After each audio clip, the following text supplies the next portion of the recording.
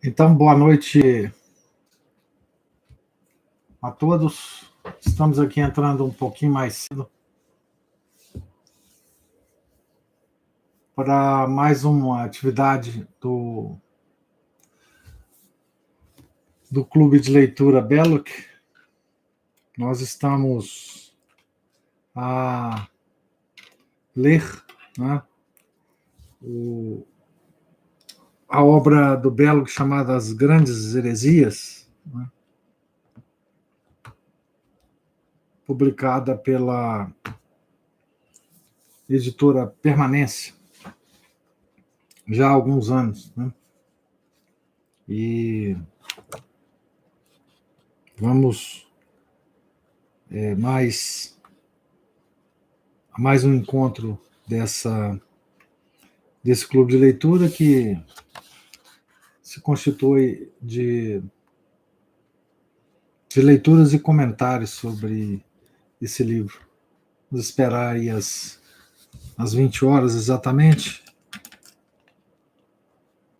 para dar início à leitura. Eu pediria quem já estiver por aí para me dizer se o som tá bom, a imagem tá boa. Boa noite, Leandro. Vê para mim, Leandro, se tá tudo ok, se a imagem tá ok, se o som também está ok. Para a gente já começar.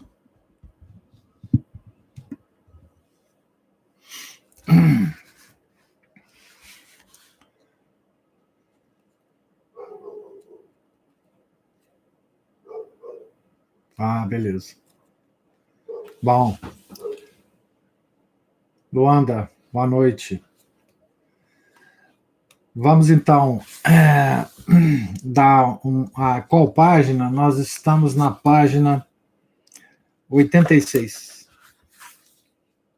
No penúltimo parágrafo da página 86. Vamos dar mais um minutinho aí só para o pessoal chegar e nós começamos.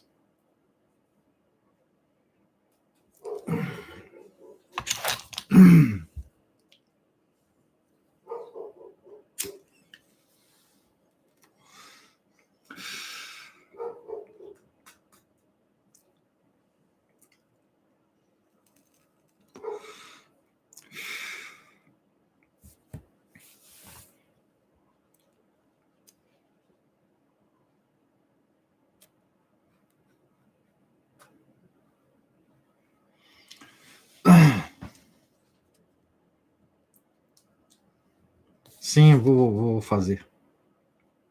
Leandro. Pois bem, vamos então iniciar com uma oração. Em nome do Pai, do Filho e do Espírito Santo. Amém. Ave Maria, cheia de graça, o Senhor é convosco.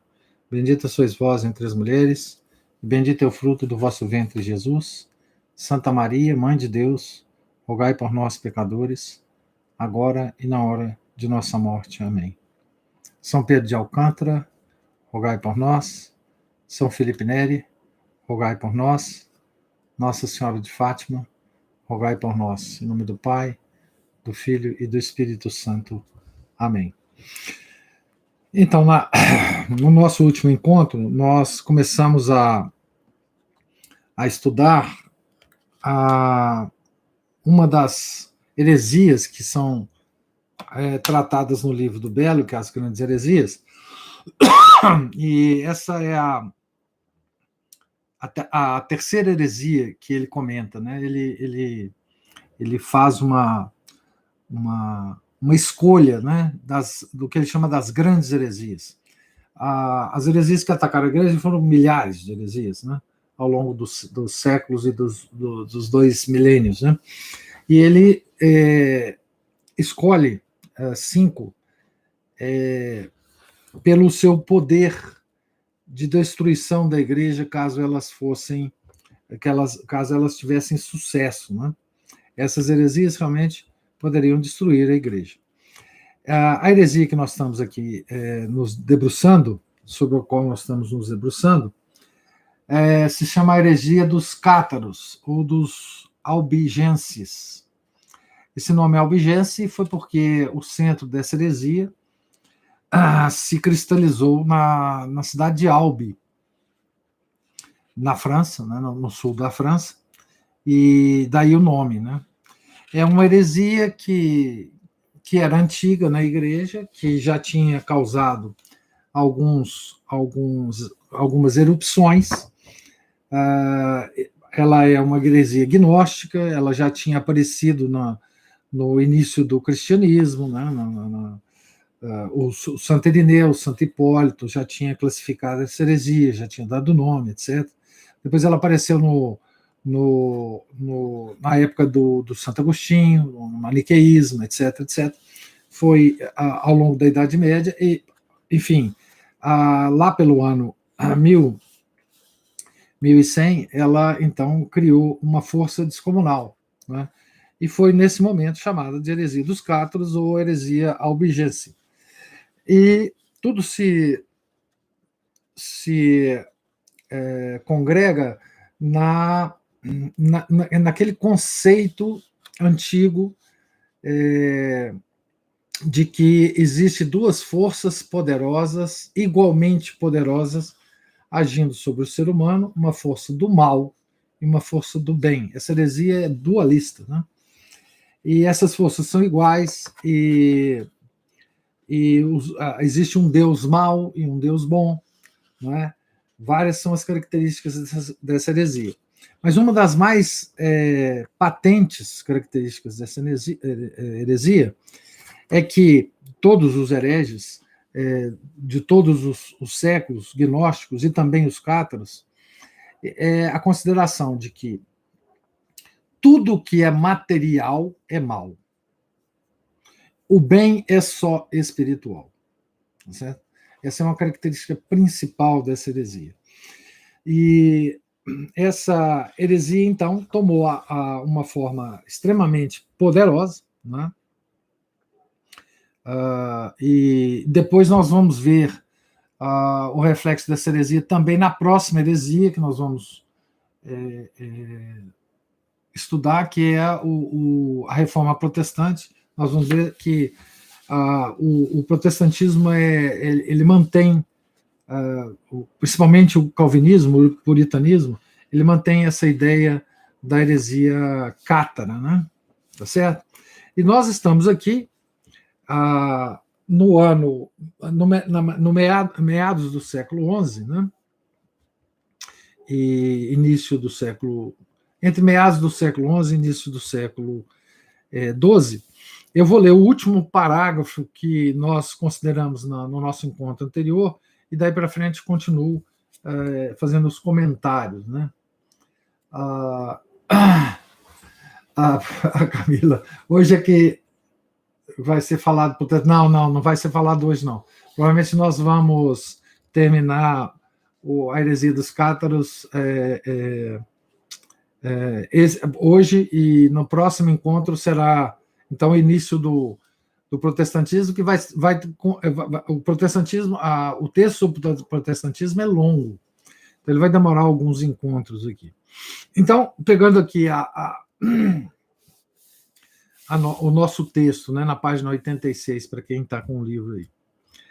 Para se definir e se fortalecer, a heresia teve a ajuda da primeira grande cruzada, que excitou toda a Europa, trouxe uma inundação de novas influências do Oriente e estimulou todo tipo de atividade no Ocidente.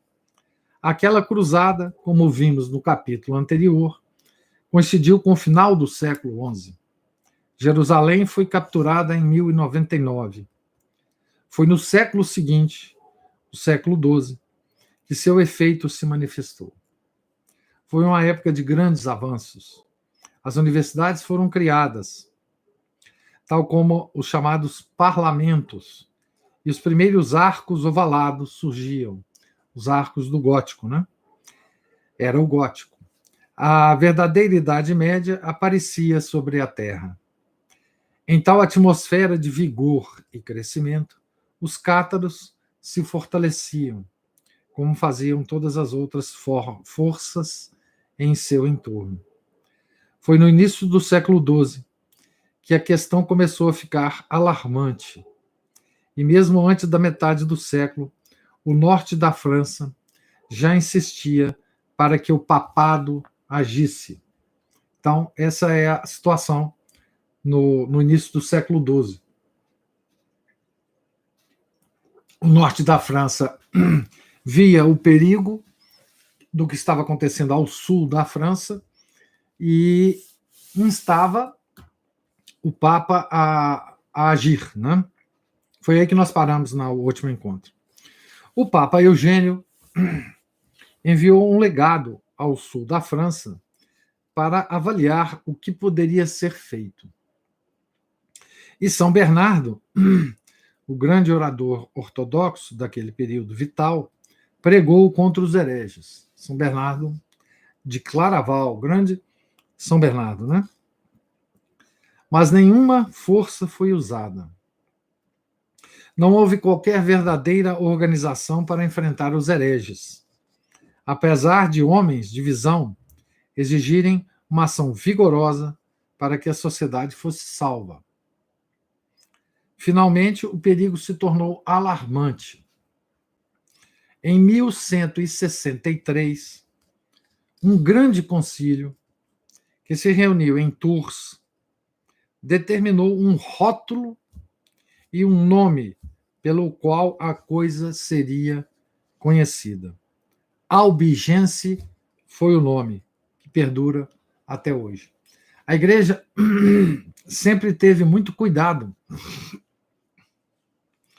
com a heresia e ela sempre, antes de fazer qualquer coisa contra a heresia, ela dava nome à heresia e ela descrevia em termos precisos os erros dos hereges. Tá certo? Ela sempre foi assim, né?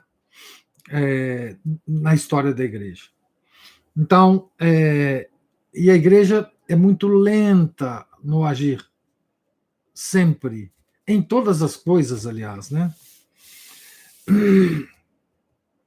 É um nome enganador,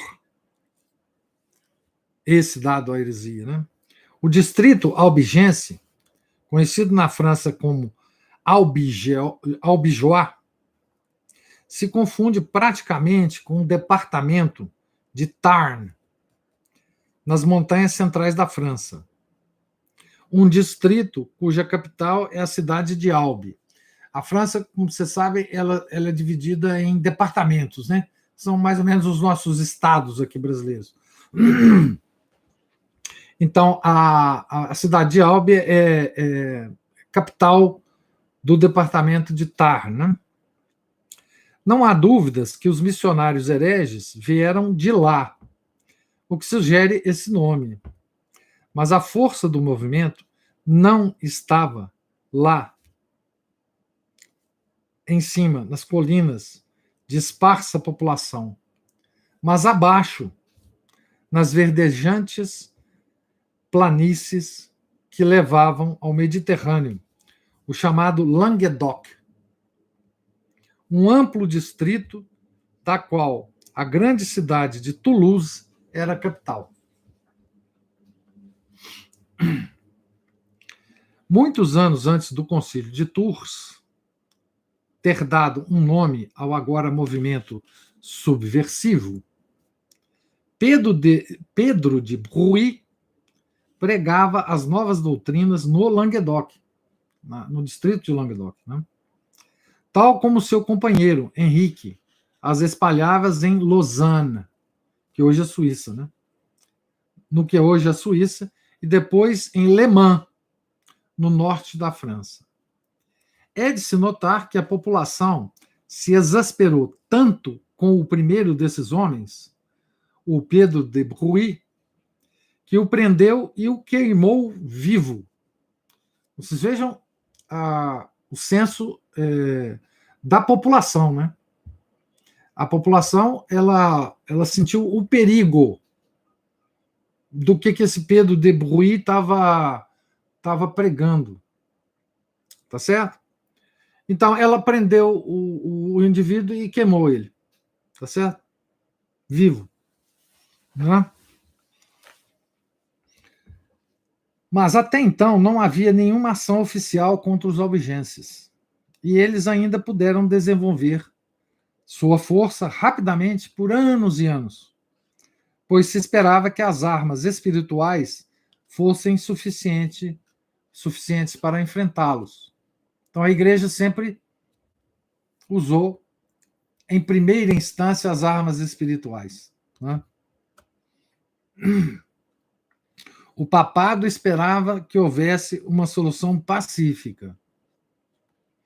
Em 1167, veja bem, nós já estamos depois de meados do século XII, né? Aconteceu uma reviravolta. Os albigenses, agora totalmente organizados, como uma contra-igreja, semelhante ao que aconteceu com o calvinismo 400 anos mais tarde, reuniram-se num concílio geral em Toulouse. Imagina, os hereges convocaram um concílio em Toulouse, que era a capital do Languedoc. Né? E uma nefasta realidade política se revelou. Grande parte dos pequenos nobres que formavam a massa do poder de luta no centro-sul da França e dos senhores de vilas isoladas estava a favor do novo movimento.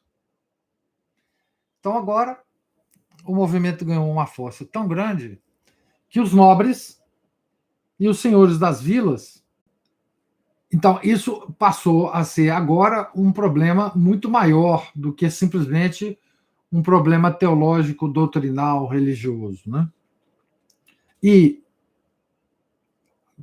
é bom dizer, né, que todo o problema nesta época, na grande civilização ocidental, todo o problema religioso era um problema político, social, tá certo? Foi só depois do iluminismo, né, que os estados se tornaram leigos, ateus, né, e não deram mais bola para a religião. Nessa época, não.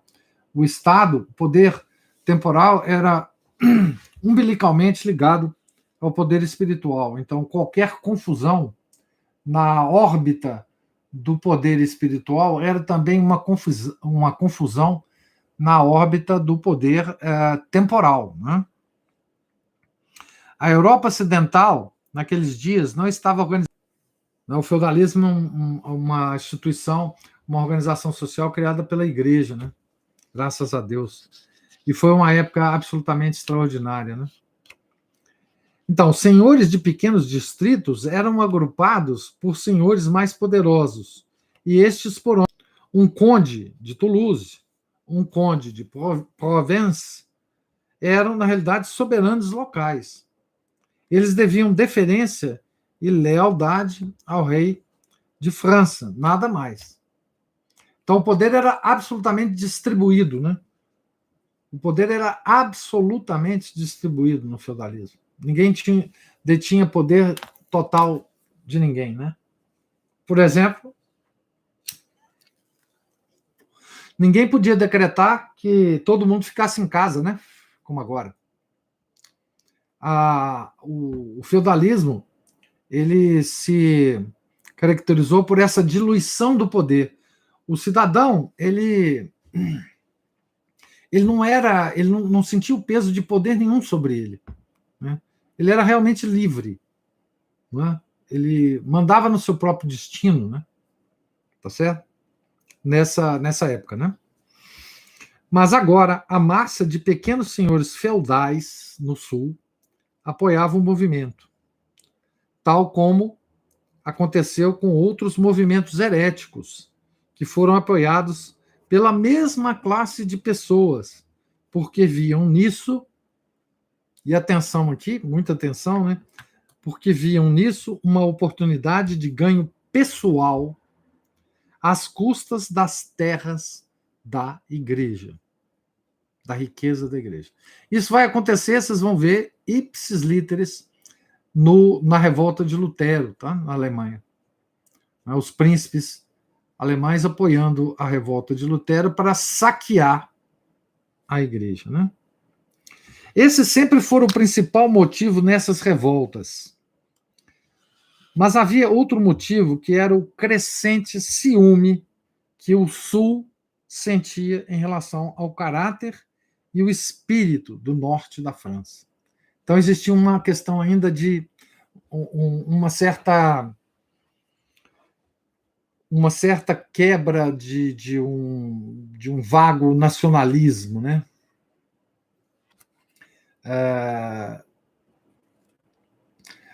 Pois é, o Leandro tá comentando aqui no chat que é o seguinte: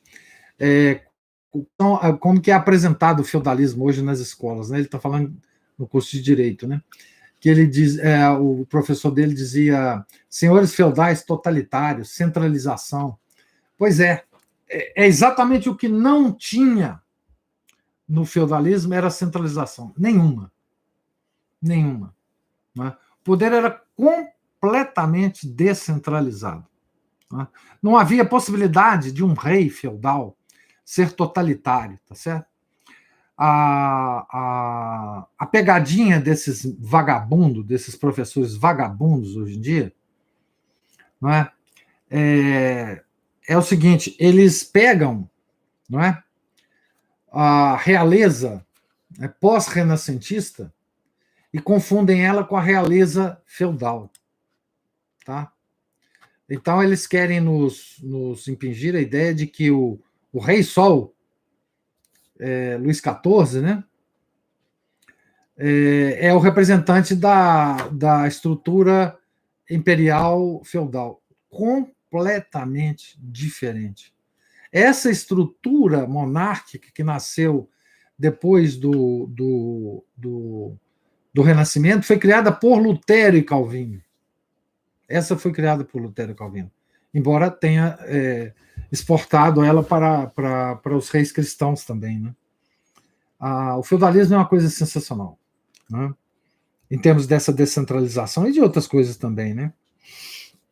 Então havia né, os senhores feudais, né, de olho nas riquezas da igreja, e havia um sentimento, né, um ciúme da região sul em relação à região norte de França, né? Havia uma diferença no discurso e uma diferença de caráter entre as duas metades do que era nominalmente a monarquia francesa.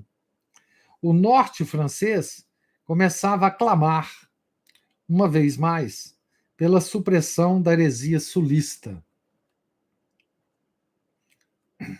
E assim soprava a brasa. Finalmente, em 1194, veja bem, nós estamos aqui já no final do século XII. Tá? Então, nós já viemos lá na meados do século anterior, do século XI, e agora nós ainda já estamos no final do século XII, em 1194. Né? Finalmente, em 1194, depois que Jerusalém tinha sido perdida e a terceira cruzada tinha fracassado em recuperá-la, a situação chegou a um impasse. O conde de Toulouse, o monarca local, se juntou naquele ano aos hereges. Isso foi fundamental para o destino dessa história, tá? O grande Papa Inocêncio III finalmente começou a se mover. Vamos lembrar que Inocêncio III é filho espiritual de São Bernardo, foi do mosteiro de São Bernardo em Claraval, tá certo? E São Bernardo era muito atuante nessa época, né? Então, Inocêncio III finalmente começou a se mover. Já era tempo. De fato, já se tinha quase passado do tempo. O papado tinha cautelosamente se agarrado a uma amorosa esperança de atingir a paz espiritual pela pregação e o exemplo. Mas o único resultado da demora foi que ela permitiu que o mal crescesse a dimensões que punha em perigo toda a nossa cultura.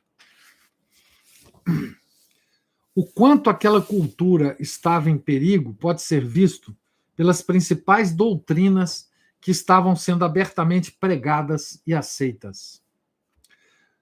Vamos lá, as doutrinas, tá bom? Depois vocês me dizem se há algum tipo de semelhança com o que nós vivemos hoje, dentro e fora da igreja, tá? Todos os sacramentos foram abandonados. Em seu lugar, um estranho ritual foi adotado. Estranho ritual, hein? Que envolvia a adoração do fogo, chamado a consolação, por meio do qual acreditava-se que a alma era purificada. A propagação da espécie humana foi atacada. O casamento era condenado. E os líderes da seita espalhavam todo tipo de extravagâncias que se podem encontrar pairando sobre o maniqueísmo e o puritanismo, onde quer que apareçam. O vinho é mau, a carne é má, a guerra era sempre absolutamente má. Eram pacifistas, esses miseráveis aqui.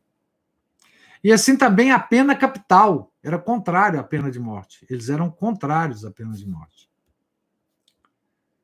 Mas um pecado sem perdão, era a reconciliação com a Igreja Católica. Os albigenses não fugiam à regra.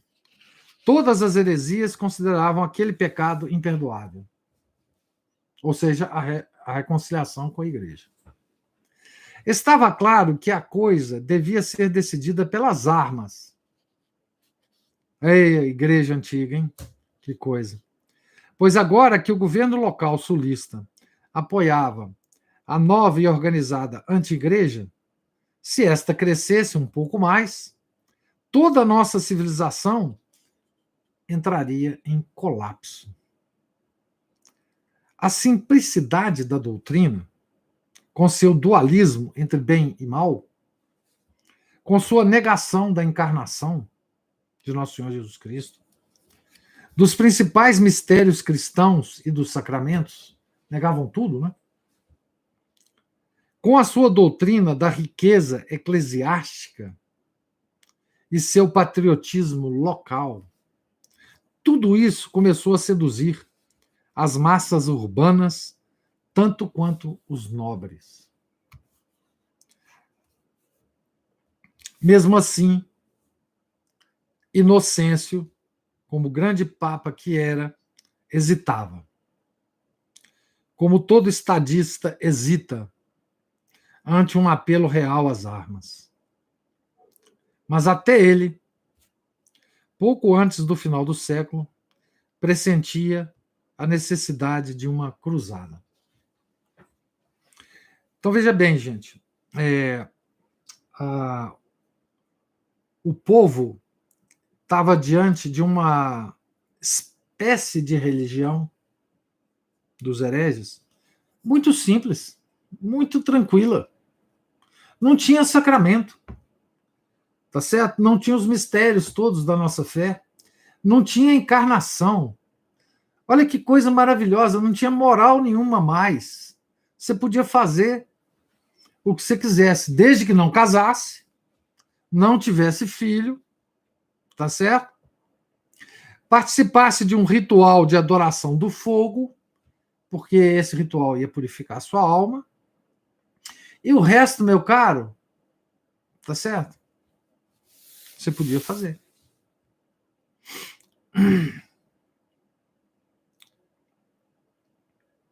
Então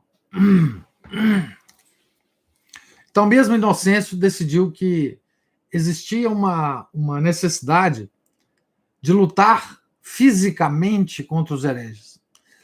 Nessa época ainda, a igreja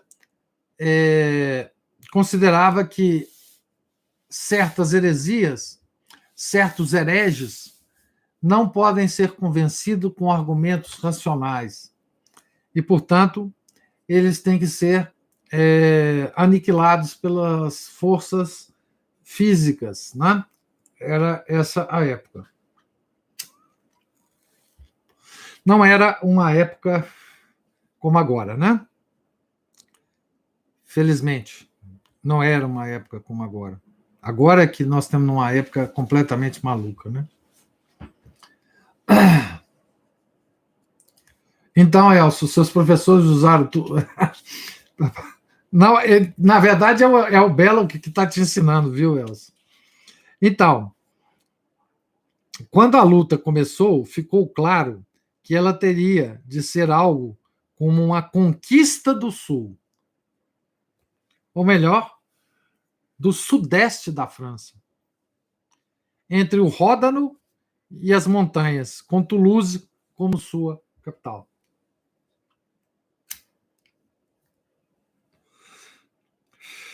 Pelos barões do norte. Então, ficava claro estrategicamente, né, que o sul tinha que ser reconquistado.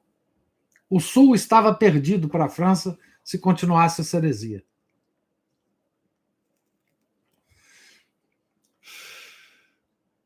Veja como é que uma heresia que começa com uma doutrina, com uma discordância doutrinal entre o herege e a igreja, tá certo?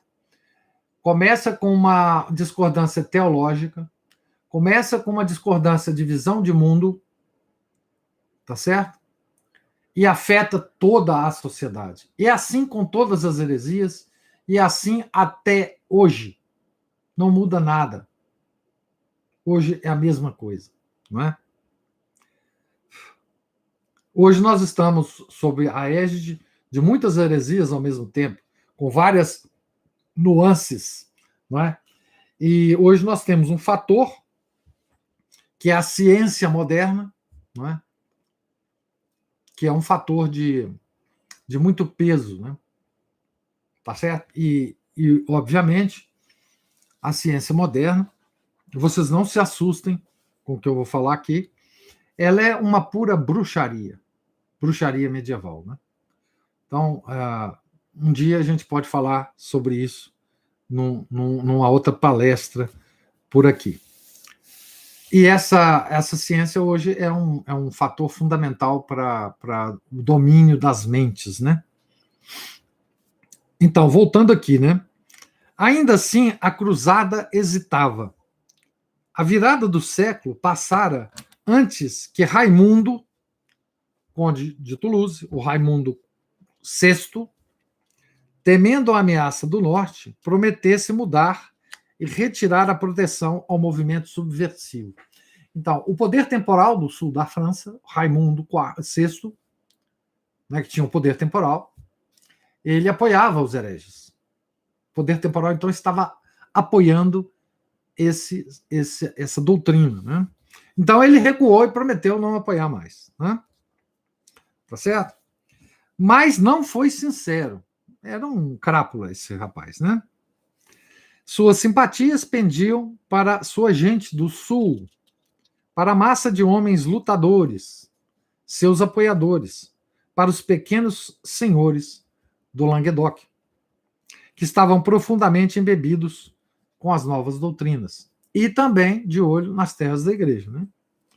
São Domingos, o grande São Domingos de Gusmão, que fundou a Ordem dos Dominicanos, da qual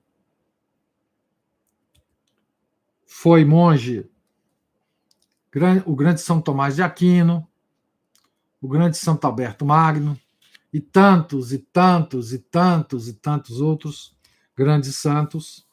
São Domingos de Gusmão, vindo da Espanha, se tornou, pela força de seu caráter e a firmeza de suas intenções, a alma da reação que se aproxima. A alma da reação que se aproxima.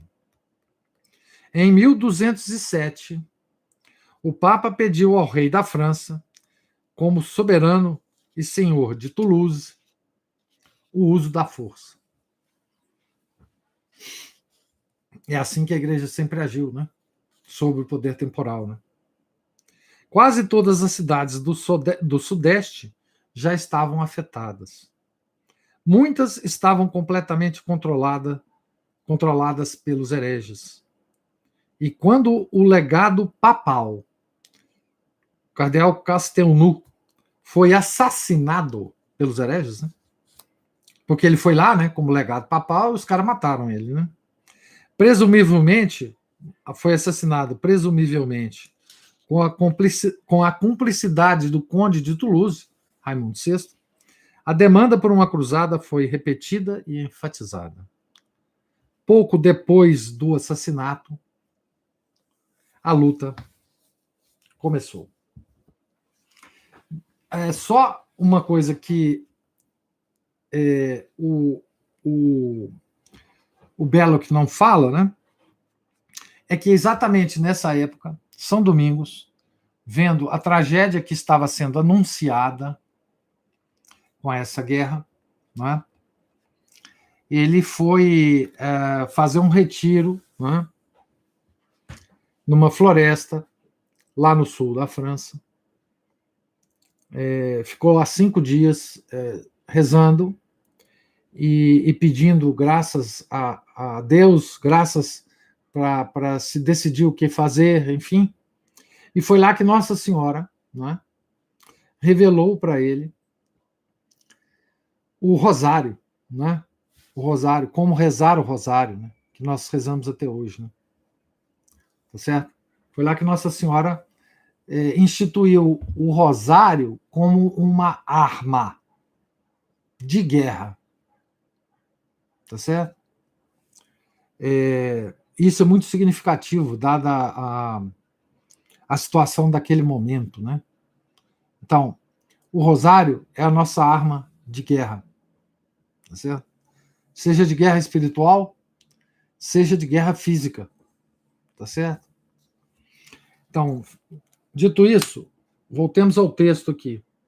O homem que sobressai como o maior líder da campanha foi um sujeito não muito importante.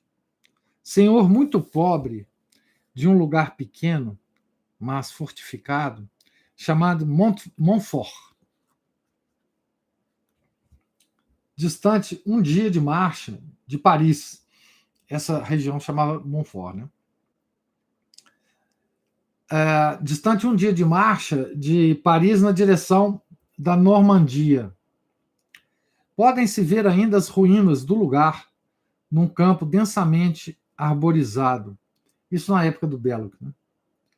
Ficam ao norte da principal estrada de Paris a Chartres, sobre uma pequena, isolada e fortificada colina, de onde originou-se o nome Colina Forte, ou Montfort, em francês, né?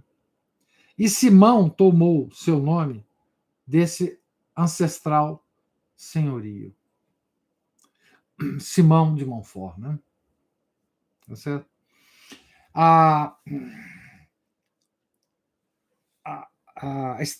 Essa estrada Paris a Chartres é uma estrada, obviamente, uma autoestrada, né?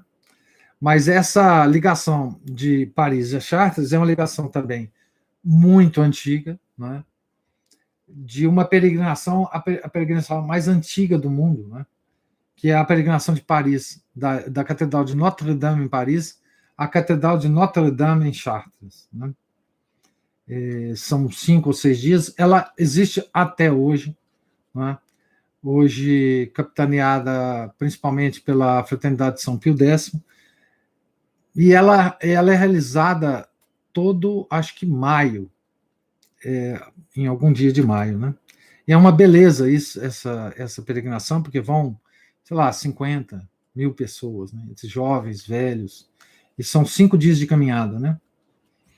Mas, enfim, Raimundo de Toulouse ficou perplexo quando a luta começou. O rei da França estava se tornando mais poderoso do que sempre tinha sido. Confiscara recentemente as propriedades de todos os plantagenetas no norte da França. João, o plantageneta rei da Inglaterra, falava francês, como toda a classe dominante inglesa daquele tempo, e era também, sob o rei da França, senhor da Normandia, do Maine e de Anjou, e por herança de sua mãe, senhor da metade da região ao sul do Loire, a Aquitânia. Toda a parte norte dessa vasta possessão, desde o Canal da Mancha até as montanhas centrais, passou ao rei da França, quando os nobres ligados a João da Inglaterra, João Plantageneta, né, conseguiram condená-lo por confisco. Raimundo de Toulouse temia o mesmo destino, mas ainda se mostrava indiferente. Apesar de marchar com os cruzados contra algumas de suas próprias cidades em rebelião contra a igreja, ele intimamente desejava a derrota dos nortistas. Então, esse Raimundo VI era um dissimulado, né? Apesar de marchar com os cruzados contra algumas de suas próprias cidades em rebelião contra a igreja, ele intimamente desejava a derrota dos nortistas. Né? Então, vocês imaginam que tipo de homem era esse. Tinha sido excomungado uma vez. Foi excomungado de novo em Avignon em 1209, o primeiro ano da Grande Luta. Leandro fala assim, mas professor, os catos não eram contra a pena de morte? Como mataram o legado papal? Pois é, né? Tá certo? Mas eles eram contra a pena de morte só, né? Só da boca para fora, né? É como hoje, né?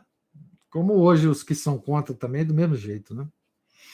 Então, a luta foi muito violenta.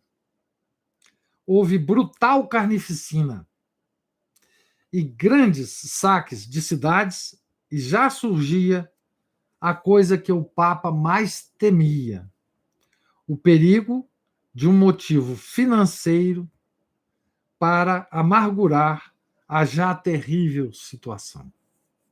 Os senhores do norte demandariam naturalmente que as terras dos hereges fossem divididas entre eles. Houve ainda um esforço de reconciliação, mas Raimundo de Toulouse, provavelmente desesperado com a perspectiva de ser deixado sozinho, se preparava para resistir. Em 1207, ele foi declarado fora da igreja e, como João, lá, o Plantageneta, na Inglaterra, suas propriedades foram confiscadas de acordo com a lei feudal. O momento crítico de toda a campanha aconteceu em 1213. É provável que as forças dos barões nortistas tivessem sido muito superiores às dos sulistas, se Raimundo de Toulouse não conseguisse aliados. Mas 2 anos depois de sua excomunhão final e do confisco, aliados muito poderosos apareceram de repente ao seu lado, ao lado de Raimundo VI. Parecia certo que a maré tinha virado e que a causa albigense venceria. Com essa vitória seriam destruídos o reino da França e a causa católica na Europa Ocidental. Esse espaço de tempo de poucos anos foi, portanto, decisivo para o futuro. Foi nesses anos que a grande coalizão, liderada pelo agora confiscado João e apoiada pelos alemães, marchou contra o rei da França ao norte e fracassou. O rei da França lutou contra grandes obstáculos para vencer a Batalha de Bouvines, perto de Lille, em 29 de agosto de 1214. Mas já um ano antes, outra decisiva vitória dos senhores do norte contra os albigenses no sul tinha preparado o caminho. Então, aqui nós estamos em plena batalha, não é campal, tá certo? Porque a igreja não via outra forma que não exterminar os hereges. E agora, quando a guerra começa, obviamente aparecem várias outras estímulos para a guerra, né? Então, o sul, por exemplo, ficou estimulado em atacar o norte para vencer o rei da França, para dominar toda a França, né? A Inglaterra também entrou nesse negócio, os alemães também, né?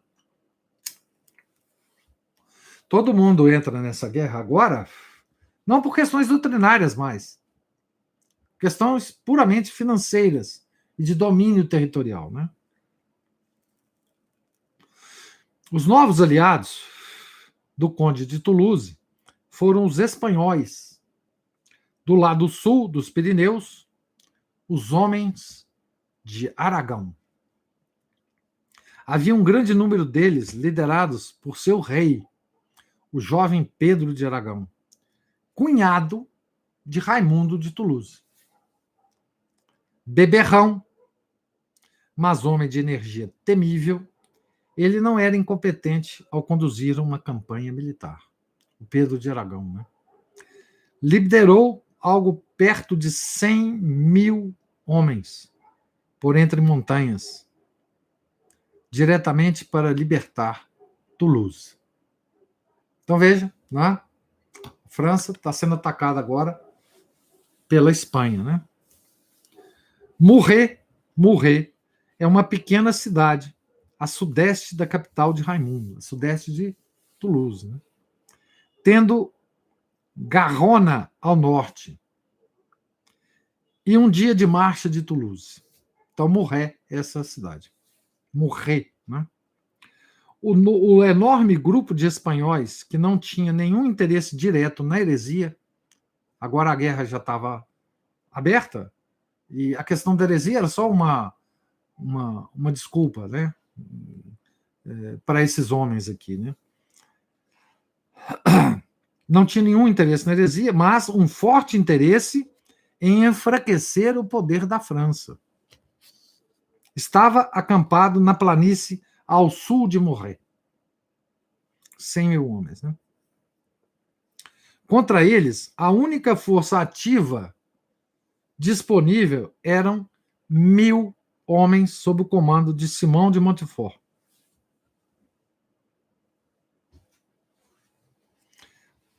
Então, era 1.000 para 100.000, né? A relação era impressionante. No livro está 1 para 1.000, mas é 1 para 100. Isso deve ter sido loucura do tradutor do livro. Nem sei quem é esse cara. Não era tão ruim quanto parecia, pois os 1.000 homens eram nobres cavaleiros, escolhidos e armados. A cavalaria das forças espanholas era 3 ou 4 vezes maior do que isso. O resto da força era de homens a pé, e muitos deles desorganizados. Mesmo assim, a relação era tão discrepante que o resultado foi uma das coisas mais impressionantes da história. Era manhã de 13 de setembro de 1213. Os 1.000 homens do lado católico, divididos em pelotões, com Simão à frente, assistiram à missa montados em seus cavalos. A missa foi celebrada pelo próprio São Domingos.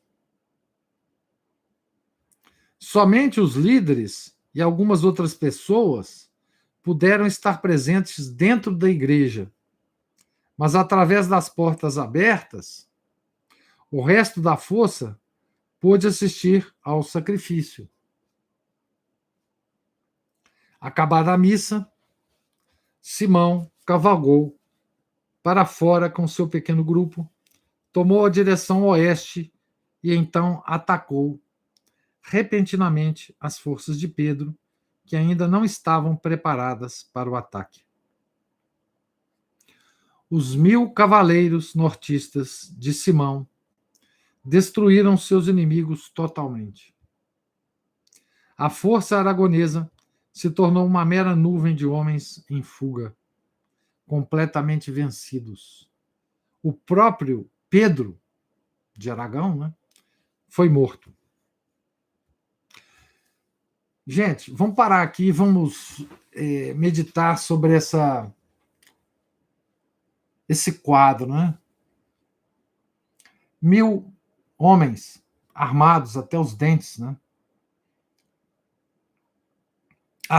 Assistem antes da batalha uma missa, né? Que o próprio São Domingos de Gusmão celebra. Sacrifício da missa. Né? E, obviamente, vamos imaginar, né, como que teria sido a homilia de São Domingos. Né?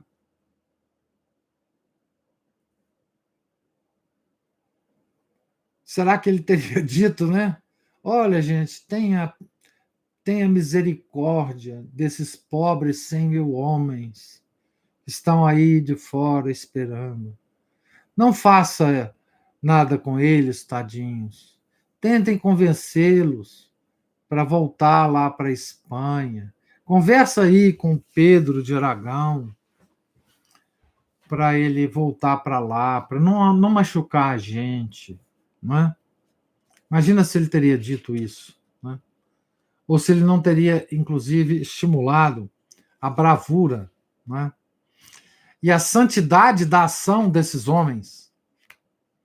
Imagina se ele não teria dito a esses homens que, na luta com os aragoneses, eles estavam cumprindo a vontade de nosso Senhor Jesus Cristo, de defender a igreja. Tá certo? Imagina qual não deve ter sido a maravilha de uma homilia de São Domingos, né? A esses homens, né? Que estavam absolutamente minoritários, né? Nessa empreitada, né? Tá certo? Morrer é um nome que deveria ser sempre lembrado como uma das batalhas decisivas do mundo. Tivesse sido um fracasso, toda a luta teria fracassado. A Batalha de Bouvines provavelmente nunca teria acontecido e a monarquia francesa teria sido destruída, dividida em classes feudais independentes de um senhor único. Uma das coisas mais dolorosas no ensino da história é notar que a importância capital do lugar e da ação que aconteceu lá é raramente reconhecida. Veja, quantos católicos hoje conhecem essa data? Não é? 13 de setembro de 1213. Essa é uma das datas mais importantes da história da igreja. Tá certo? Não só da história da igreja, mas da história da civilização ocidental, da história dos valores cristãos ocidentais, da história da moral ocidental, da história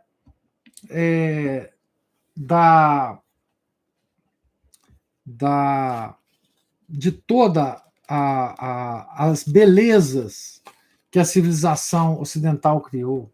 Né? Data importante para tudo de belo que a civilização ocidental criou depois disso. Né?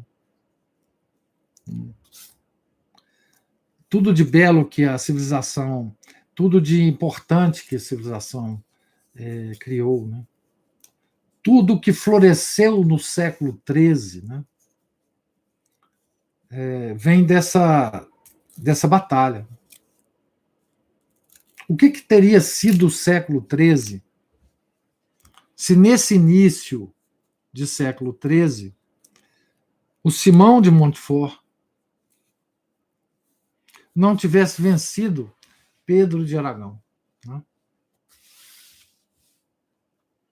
Então, por isso, o Belloc fala assim, uma das muitas coisas dolorosas no ensino da história é notar que a importância capital do lugar e da ação que aconteceu lá é raramente reconhecida.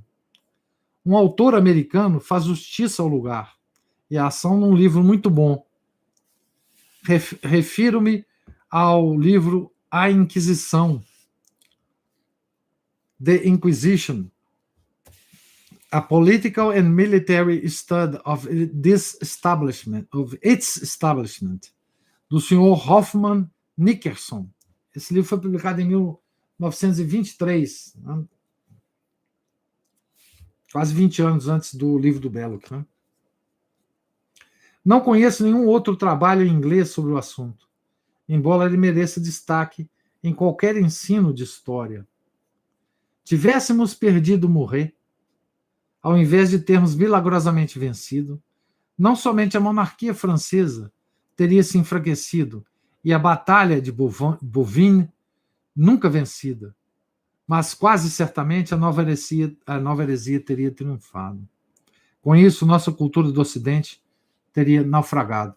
A batalha de Bouvines é aquela que aconteceu no norte, né, quando eles estavam tentando depor o rei da França. Pois a região sobre a qual os albigenses detinham o poder era a mais rica e bem organizada do Ocidente. Região sul da França. Né?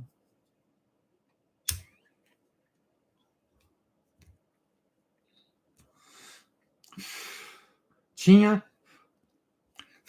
a mais elevada cultura, comandava o comércio do Mediterrâneo ocidental com o grande porto de Narbona, interpunha-se ao caminho de todos os esforços do norte em direção ao sul, e seu exemplo teria sido seguido inevitavelmente. Contudo, a resistência albigense foi destruída. Os homens do norte venceram sua campanha.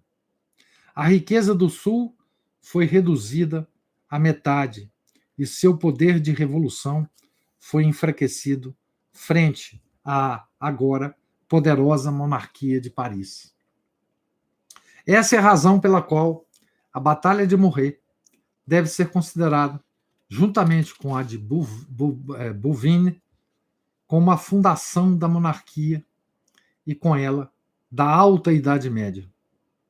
Muret abre e fecha o século XIII, o século de São Luís, de Eduardo da Inglaterra e de todo o florescer da cultura ocidental. Quanto à heresia albigense propriamente dita, ela foi atacada politicamente tanto pelas organizações clericais e civis, quanto por meio de armas. A primeira Inquisição surgiu da necessidade de extirpar os remanescentes dessa doença. Então, veja, a Inquisição, a instituição da Inquisição surgiu exatamente nessa época. Né? Então, essa época nos deu a Inquisição, a Santa Inquisição, né? E nos deu também o Rosário. Né?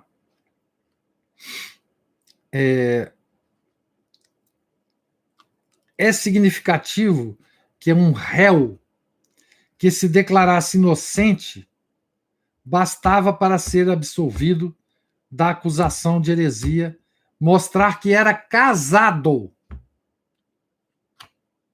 Isso mostra a real natureza da heresia. Veja que coisa essa heresia. Se o cara falasse assim, olha, eu sou inocente. O cara perguntasse, você é casado? Sou casado. Então, realmente, você é inocente. Pode ir embora. Né? Tá certo? Essa era a situação dessa heresia. Né? O Leandro comenta aqui, é essa virilidade que está faltando, a verdadeira caridade, que eu dei o erro, o pecado e a heresia. Exatamente. Você não pode amar o bem sem odiar o mal, né? E odiar o mal tem os vários níveis de odiar, né? Você tem que acabar com ele. Você começa a dialogar. Você começa a tentar convencer o cara. Se ele não quiser, não tem outro jeito, né? Não tem outro jeito mesmo, pela natureza das coisas, né? Nunca teve outro jeito de acabar com um mal empedernido do que esse que aconteceu aqui nessa cruzada interna na França, né? E nas cruzadas também externas, né? Não tem outro jeito. Sob o efeito dos 3 golpes da perda da riqueza, da organização militar e da perfeita organização política, o fenômeno maniqueísta parecia, depois de um século, ter desaparecido. Mas suas raízes subsistiam no subterrâneo, onde, através da tradição secreta dos perseguidos, ou através da própria natureza da tendência maniqueísta, ela ressurgiria em outras formas. Ela espreitava nas montanhas centrais da França e formas de natureza semelhante espreitavam nos vales dos Alpes. É possível traçar uma espécie de vaga continuidade entre os albigenses e os grupos puritanos posteriores, como os Vaudois, os valdenses, né? Da mesma forma que é possível traçar algum tipo de ligação entre os albigenses e as heresias dos maniqueus anteriores. Mas o fenômeno principal, o fenômeno que tinha o nome de albigense, o perigo que provou ser quase mortal para a Europa, tinha sido destruído. A heresia foi destruída a um alto preço. Uma civilização com alto grau de desenvolvimento material foi parcialmente destruída. E uma memória de ódio que persistiu por gerações se formou. Mas o preço valeu a pena, porque a Europa se salvou. A família de Toulouse foi readmitida à sua posição e suas possessões não passaram à coroa francesa senão muito mais tarde. Mas a antiga independência tinha acabado e com ela a ameaça à nossa cultura. A ameaça que por pouco não saiu vencedora. Essa rivalidade entre o norte e o sul da França existe até hoje, né? O pessoal faz piada, os nortistas fazem piada com os sulistas e vice-versa, né? Então, gente, essa história é a história dos cátaros, né? Bem resumida aqui, né? Pelo Belloc. Existem livros e mais livros escritos só sobre esse assunto, né? Do catarismo, né? E sobre essas batalhas extraordinárias, né? Que se seguiram, né? Não só isso, mas veja bem, gente, a igreja, ela, quando ela decidiu, né, pedir para o rei da França iniciar a cruzada, né, ao final do século XII, né, já tinha 150 anos que esses albigenses estavam apurrinhando, né, no sul da França, né. Eles tomavam as igrejas dos bispos, eles invadiam as igrejas, né? Eles matavam os católicos, né? Então, assim, vocês vejam, hoje, vocês vejam a passividade de hoje em relação aos homens do passado. No mesmo território, né? Na mesma França, né? O que a gente vê hoje, por exemplo, acontecendo na França, que deixou de ser católica, obviamente. O que a gente vê hoje acontecer na França com os muçulmanos, né, que estupram mulheres francesas, que tem guetos que são praticamente proibidos pela polícia francesa de entrar. A passividade hoje do povo francês, né, em relação a esse alerta, a essa posição de alerta que tinha, digamos, um francês dessa época. Né? Lembro a vocês que nós lemos aqui agora que um tal Pedro de Bruy, né, começou a pregar o miserável da heresia, né, no Languedoc, no século XII, e a população pegou ele, prendeu e queimou, simplesmente. Né?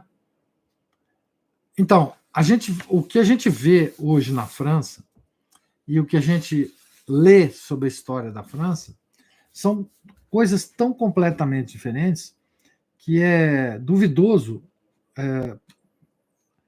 que esteja acontecendo no mesmo lugar com o mesmo povo. Né? Tá certo? Se a gente não conhecesse nada da França, né? Se a gente não conhecesse nada da monarquia francesa renascentista, né? Da decadência da monarquia, né? E depois da Revolução Francesa. Né? Claro, que ia dar no que está dando mesmo, né? Tá certo?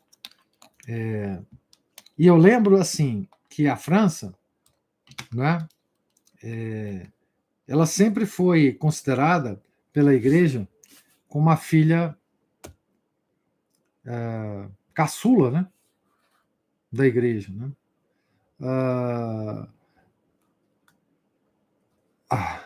Leandro está falando aqui, a população nem deu oportunidade para o Pedro provar que era casado antes de matá-lo. Para você ver como a Inquisição trouxe muitos direitos ao acusado. Não, claro, se deixasse para a população, meu cara, era fogueira em cima de fogueira. Não, a Inquisição, a Inquisição tem tantos benefícios para a humanidade que, sinceramente, é difícil até de enumerar, né? Mas, assim, a Inquisição foi uma organização do direito, na época, absolutamente extraordinária. Né? Extraordinária. A Inquisição, ela inventou o Tribunal do Júri, né? Que hoje é tão usado, né, na justiça atual, em vários países. Ela inventou o advogado de defesa, né? O réu tinha direito à defesa quase que infinita, né? Ficava 10 anos se defendendo antes da Igreja tomar alguma decisão. Né? Foi uma coisa extraordinária. Aliás, às vezes, os criminosos comuns que eram julgados fora dos tribunais da Inquisição na época, eles tinham tanto medo desses tribunais que eles começavam a pregar uma heresia para ser preso pela Inquisição. Eles não eram hereges, eles eram criminosos. Mas eles começavam a pregar uma heresia para que a Inquisição os prendesse antes da justiça normal. Porque lá eles sabiam que ia ter uma justiça verdadeira, uma benevolência. Né? Tá certo?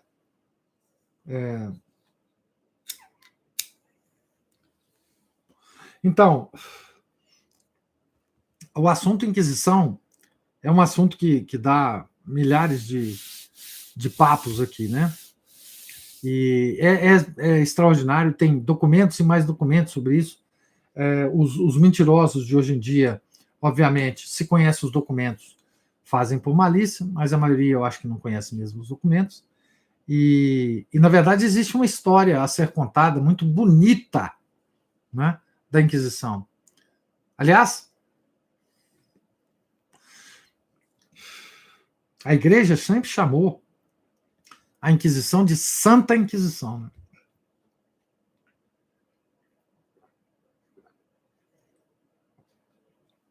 O grande Papa São Pio V, né? Antes de ser Papa, ele era o chefe geral da Inquisição na Europa. São Roberto Bellarmino era inquisidor, né? Enfim, a Inquisição foi uma instituição extremamente extraordinária da Igreja, né? Como as cruzadas, né? Aliás, uma curiosidade, uma coisa curiosa das cruzadas, eu sempre falo que a civilização, para tomar pé de novo, ela tem que instituir novamente as cruzadas e a Inquisição, mas as cruzadas, por exemplo, tem um santo que é muito, muito queridinho dos esquerdinhos de hoje em dia, tanto dentro da igreja quanto fora da igreja, né? Que os movimentos ecológicos todos assim louvam esse santo, né? Do jeito que eles louvam qualquer coisa, né? Que é o São Francisco de Assis, né? Ah, meu Deus, São Francisco, que coisa linda, aquele santinho, tão pacífico, gostava tanto dos animais, que coisa linda. Pois é, ele foi numa das Inquisições, desculpa, numa das cruzadas, né? Ele participou de uma das cruzadas, né? Tá certo? Santa Catarina de Sena pregou as cruzadas. Se você ler as cartas dela, você vai ver elas estimulando as pessoas para as cruzadas. São Bernardo pregou cruzada. São Domingos pregou cruzada. Tá certo? Enfim. Então, assim, esse assunto cruzada e Inquisição, como todos os assuntos relativos à nossa Santa Igreja, ele é completamente deformado hoje em dia, né? A gente começa, como o Elson falou aqui, né? Gente, meus professores me ensinaram tudo errado. Agora estou aprendendo, né? Então, é isso. Nós católicos, nós temos que fazer uma lavagem cerebral, né? Para reaprender tudo, né? E livros como esse do Belloc, né? E se a gente for continuar com o clube de leitura do Belloc, depois desse livro, tem um outro livro do Belloc, recém-traduzido também, sobre a reforma. Esse livro é extraordinário sobre a reforma. E aí nós vamos ler um capítulo aqui sobre a reforma. Mas com o outro livro do Belloc, aí vocês vão ver, né? Como que... Deixa eu mostrar aqui a capa dele. Eu acho que só um minutinho.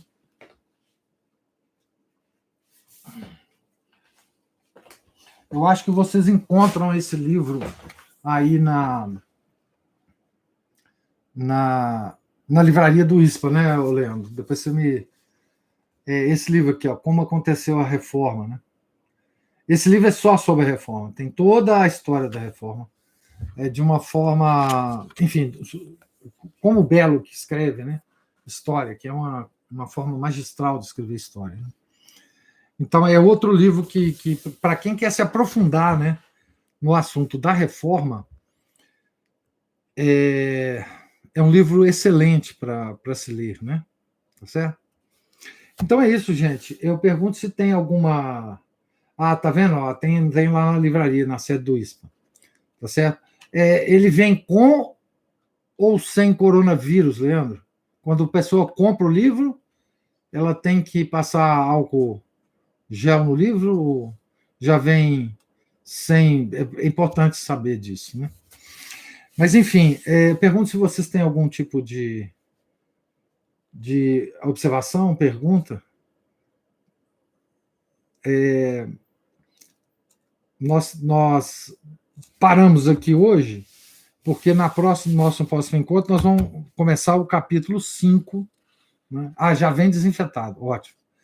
Capítulo 5, na página 93 do livro. Para quem tem um livro aí, pode marcar, que é o capítulo 5, O que foi a reforma. Tá certo? E esse capítulo é longo, nós vamos passar algum tempo nele, vendo a história da reforma, e depois entraremos no último capítulo, que é a fase moderna, que é a heresia. Ele chama de ataque moderno, heresia moderna. Vocês vão ver que tem muita superposição do que o Belloc fala aqui, do modernismo, que já estava atacando a igreja nessa época. Tá? Ele não usa esse termo, o Belloc, embora ele conhecesse muito bem a Pascendi. Ele faz um outro tipo de análise aqui, muito interessante. Tá? Então é isso. Como não tem nenhuma outra observação, eu agradeço a vocês. Deus lhes pague pela paciência de me ouvir. Vamos fazer uma oração final, então, e terminar aqui. Em nome do Pai, do Filho e do Espírito Santo. Amém. Ave Maria, cheia de graça, o Senhor é convosco. Bendita sois vós entre as mulheres, e bendito é o fruto do vosso ventre, Jesus. Santa Maria, Mãe de Deus, rogai por nós, pecadores, agora e na hora de nossa morte. Amém. São Pedro de Alcântara, rogai por nós. São Filipe Neri, rogai por nós. Nossa Senhora de Fátima, rogai por nós. Em nome do Pai, do Filho e do Espírito Santo. Amém.